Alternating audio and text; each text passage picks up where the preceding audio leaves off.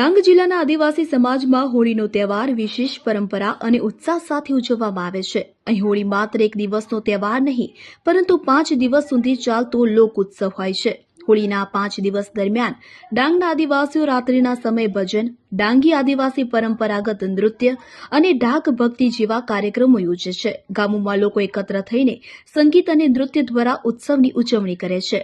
દિવસ દરમિયાન આદિવાસી યુવાનો અને વડીલો પરંપરા મુજબ ઘર ઘર જઈ ભાંડ માંગે છે। આ દરમિયાન પાવરી, વાંસળી, ડફલી, કહાડી જેવા પરંપરાગત વાદ્યોના સૂર વચ્ચે આદિવાસી નૃત્ય કરવામાં આવે છે। આ લોક પરંપરા માત્ર મનોરંજન પૂરતી નથી, પરંતુ સમાજની એકતા અને સંસ્કૃતિને જાળવી રાખવાનો મહત્વપૂર્ણ ભાગ છે।